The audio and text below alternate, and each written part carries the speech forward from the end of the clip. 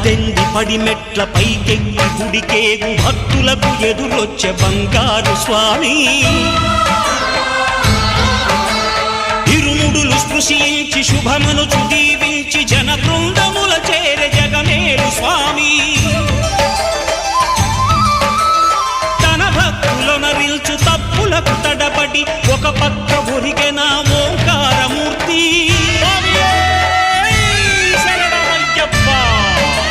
స్వాములందరూ తనకు సాయము కాగా ధీమంతుడై లేచె ఆ కన్య స్వామి